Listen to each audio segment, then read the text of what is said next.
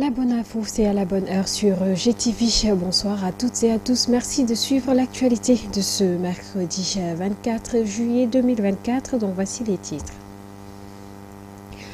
Le Sénégal a bien l'intention de renégocier les contrats d'hydrocarbures afin qu'ils bénéficient davantage aux populations. Une assurance faite par le directeur général de Petrosen Holding et présider le dialogue sur la transparence et la redevabilité des projets pétro-gaziers au Sénégal organisé par le Forum civil en partenariat avec l'USAID Traces. Le nombre annuel de nouvelles infections à VIH en Afrique de l'Ouest et du Centre a diminué de 46% entre 2010 et 2023, selon le rapport mondial sur le sida présenté ce mardi à Dakar.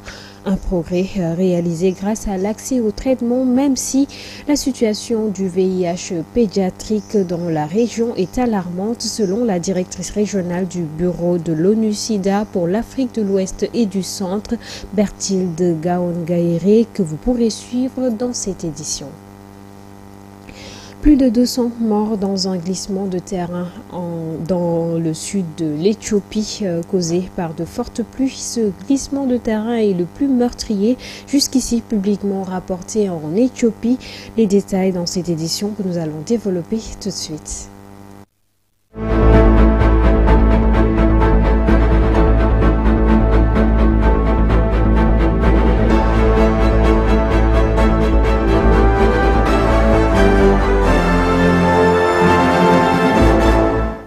Merci de suivre l'actualité sur GTV dans le cadre du programme pour la transparence et la redevabilité dans le secteur extractif de l'USAID Traces. Le Forum civil a organisé un dialogue entre les députés et la société Petrosen Holding sur la transparence et la redevabilité des projets pétro-gaziers au Sénégal. Une occasion pour le directeur général de Petrosen Holding, Alioune Gueye, de revenir sur la renégociation des contrats d'hydrocarbures. Il rassure que ce sera fait au profit de la population ou plutôt de l'intérêt général. Nous l'écoutons au micro de Abdoulaye Dieye et de Serignan.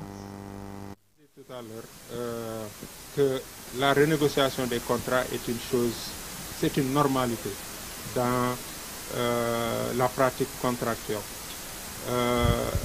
Chaque contrat inclut des causes de renégociation.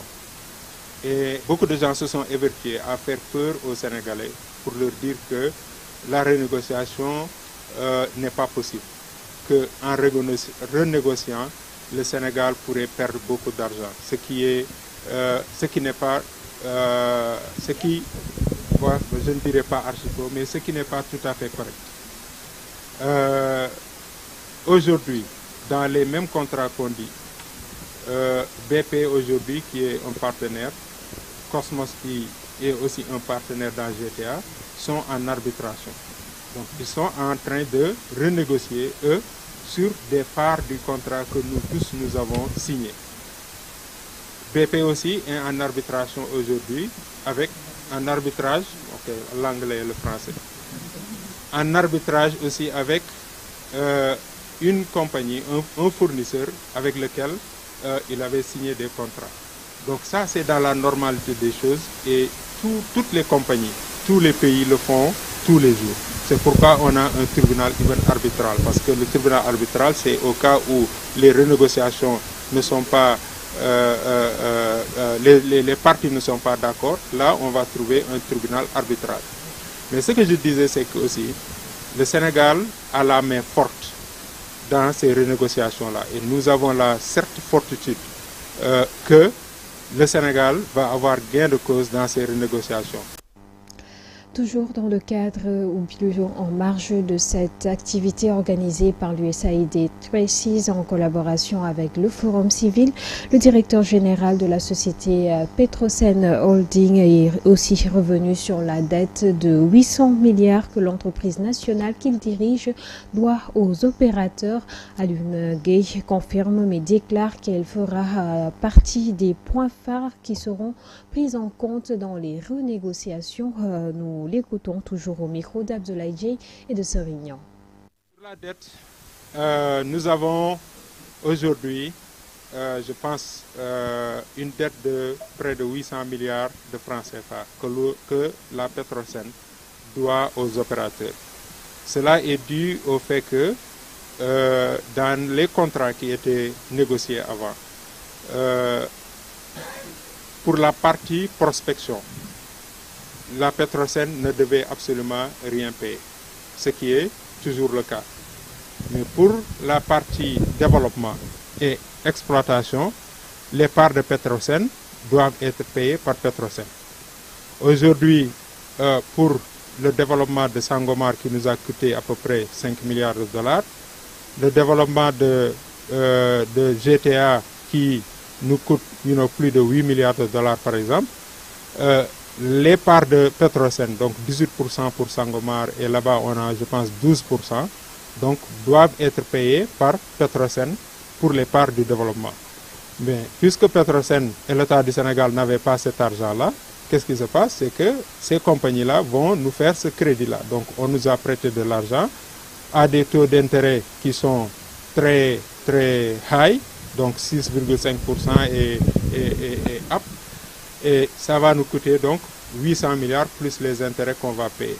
Donc ces 800 milliards-là, comme j'ai dit tout à l'heure, ça aussi, on va les mettre sur la table de renégociation pour renégocier en faveur du Sénégal. Clédor Sène, leader du mouvement Claire Vision Guindi Askan Wi, a organisé ce mardi une conférence de presse pour se prononcer sur une supposée gestion scandaleuse des énergies. Il a par ailleurs lancé une alerte contre le Turc Ahmed Çelik et compagnie qu'il accuse de vouloir prendre le contrôle du secteur énergétique du Sénégal en utilisant des hommes influents. Le compte rendu est signé Amsatou Gano. Ahmed Çelik bobu ak mbokk turkam Karadeniz Powership ak ku ñuy wax Fuat Tosya. Ahmed Çelik et ses compagnons veulent mettre la main sur les ressources énergétiques du Sénégal en s'appuyant sur des personnes influentes. Ils sont présents dans 8 pays africains et sont déterminés pour conquérir le continent. C'est leur objectif. Nous sommes 8 pays africains. Donc nous avons une conquête nouvelle. La population sénégalaise a toujours été confrontée à la cherté des factures d'électricité qui rallongent la liste de problèmes au quotidien. Clédor Sène l'explique par ces mots. Je vais vous expliquer pourquoi l'électricité ne connaîtra pas une baisse de prix. Le bateau turc qui s'appelle Karpowership, chaque année on le paye 193 milliards de francs CFA. En 5 ans, ça fait au moins 1000 milliards que la Sénélec lui verse et que ce bateau n'appartiendra jamais au Sénégal. Selon lui, le bateau turc Karpowership et le Sénégal avaient signé depuis 2019 un contrat de 5 ans. Cependant, les partenaires turcs ont violé la clause. Les partenaires ont d'abord violé le contrat. Ils avaient convenu que le bateau allait produire de l'électricité avec le gaz pendant 6 mois. Depuis le début de l'accord et le reste, il devait fonctionner grâce au gaz. Mais tel n'est pas le cas jusqu'à présent. La coalition Gemsebop a également organisé une conférence de presse pour faire une déclaration sur les actes posés par le nouveau régime lors de ses 3 premiers mois d'exercice du pouvoir. Les militants du mouvement de Bougane Gueye Dany fustigent la gestion du pouvoir pour ces 100 jours. Ainsi, ils préparent un rassemblement à Dakar et une grève générale avec les travailleurs d'Hélène Ndiaye et Boubacar Diagne y étaient. Resteront à jamais gravés dans les annales politiques comme une période dans l'art de ne rien foutre au sommet de l'État. À cet effet, nous encourageons le président Bougane à travailler pour une large coalition de l'opposition afin d'imposer la cohabitation à ce régime qui a fini d'escroquer les Sénégalais et les panafricains. Ainsi, une tournée à Dakar, Pikine, Guédiawaye, Keur Massar et Rufisque pour préparer un rassemblement national à Dakar contre l'incompétence du gouvernement et vous serez informés à une date ultérieure qui sera tout prochainement. Ainsi, une journée de grève générale est prévue avec les commerçants, les travailleurs des collectivités locales, les marchands ambulants, les jakartamans, les transporteurs, les boulangers, les victimes des inondations. Et nous rappelons que la rationalisation des dépenses publiques est une nécessité. Donc certaines des agences ou directions doivent faire l'objet de dissolution immédiate pour limiter ces nominations par copinage, de bras longs, de népotisme qui tentent à une gestion familiale et amicale de nos ressources. Et nous invitons les nouveaux gouvernants à revoir les nominations en tenant compte de l'équité territoriale et les réalisations socio-économiques du Sénégal. Pour conclure, nous exigeons la publication des points saillants du deal entre le président Macky Sall et Ousmane Sonko. L'UNICIDA Afrique de l'Ouest et du Centre a procédé ce mardi à la présentation du rapport mondial 2024 sur la situation du VIH dans la région ouest-africaine. Le VIH-Sida connaît un net recul en Afrique ces dernières années, une baisse de 46% des nouvelles infections selon le nouveau rapport mondial 2024. Cependant, l'urgence est toujours de mettre dans le continent la prise en charge de la pathologie chez les enfants, selon la directrice régionale de l'ONU-SIDA pour l'Afrique de l'Ouest et du Centre. Elle s'appelle Berthilde Gaon-Gaïri. Nous l'écoutons au micro de Mansour Djassé. Nous avons beaucoup de progrès, nous avons reconnu des progrès. La diminution des nouvelles infections depuis 2010 jusqu'à 2023, la diminution de 46% des nouvelles infections. Nous avons l'accès au traitement qui a augmenté dans la région. Nous avons vraiment fait quelques progrès, mais évidemment nous avons aussi des défis, notamment l'accès au traitement des enfants. Donc c'est des défis que nous avons aussi, et tout ça est dans le rapport et ça montre la situation effective de la réponse au VIH dans notre région. 35 au moment où 81% des adultes vivant avec le VIH-Sida ont accès au traitement. Les enfants, c'est seulement 35% qui ont accès au traitement. Nous sommes en train de parler de la région de l'Afrique de l'Ouest et du Centre, mais le Sénégal est l'un des pays aussi qui a avancé, qui a fait des progrès en termes d'accès au traitement et qui fait beaucoup d'efforts parce que, comme je disais, l'accès au traitement des enfants, c'est une des priorités de la région et le Sénégal a mis vraiment le paquet sur l'accès au traitement des enfants. Donc ça, c'est quelque chose qu'on peut reconnaître beaucoup au Sénégal. Nous avons un gap de 2,2 milliards de dollars, un gap, si on veut atteindre les cibles qu'on s'est données et si on veut vraiment atteindre la fin du VIH-Sida, on a besoin de couvrir ce gap.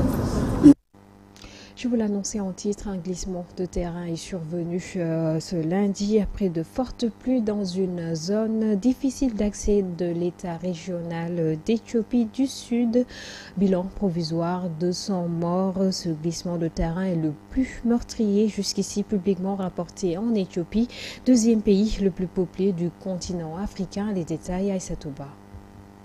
Les informations fournies jusqu'à présent font état de 148 hommes et 81 femmes, soit au total 229 personnes qui ont perdu la vie dans cette catastrophe, a écrit dans un communiqué diffusé mardi par le service de communication de la zone administrative de Gofa, où est situé le lieu du sinistre. Ce bilan reste provisoire, les opérations de secours se poursuivent. Un précédent bilan faisant état d'environ 150 morts. Plus tôt mardi, la radio-télévision officielle éthiopienne, citant le chef de cette zone, avait indiqué que 5 survivants avaient été retrouvés sans préciser quand. Faraoul Bekel, le directeur de la division alerte précoce de la Commission éthiopienne de gestion des risques de catastrophe, a expliqué que des précipitations prolongées avaient entraîné un premier glissement de terrain lundi matin, suivi par un deuxième qui a enseveli ceux allés porter secours aux premières victimes. Dimanche soir, il y a eu de fortes pluies qui ont duré longtemps. Ces fortes pluies sont la cause principale de ce glissement de terrain dévastateur, a-t-il déclaré. Au départ, Gaza, 4 habitations ont été touchées par le premier glissement de terrain. Ensuite, de nombreuses personnes se sont mobilisées pour sauver des vies et elles ont péri dans le deuxième glissement de terrain. Les opérations de secours continuent toujours de rechercher des survivants. Selon le Bureau de la coordination des affaires humanitaires de l'ONU, plus de 14 000 personnes ont été touchées dans cette région située environ à 450 km d'Addis Abeba. De l'aide humanitaire a commencé à être envoyée sur place dans des camions, en particulier de la Croix-Rouge éthiopienne. À Gaza, ça fait plus de 25 années qu'il n'y a plus eu de cas de polio dans les territoires palestiniens occupés. Mais cela pourrait changer. La découverte du virus dans les eaux usées de l'enclave inquiète les humanitaires. Aucun cas humain n'a pour le moment été officiellement enregistré, mais le risque d'une épidémie n'est plus très loin. Si rien n'est fait pour contenir une probable épidémie, le risque d'une propagation de la polio à Gaza et au-delà des frontières de l'enclave est élevé, selon l'OMS, d'autant plus que d'autres maladies transmissibles circulent comme l'hépatite A. Cela fait des mois que les humanitaires préviennent qu'à terme, les civils risquent plus de mourir de maladies que de la guerre à Gaza. Avec ou sans polio, c'est peut-être déjà le cas. C'est ce qui met en terme à cette édition du mercredi. Merci de l'avoir suivi. Le programme se poursuit sur GTV. Je vous retrouverai demain pour d'autres informations. D'ici là, portez-vous bien et bonsoir.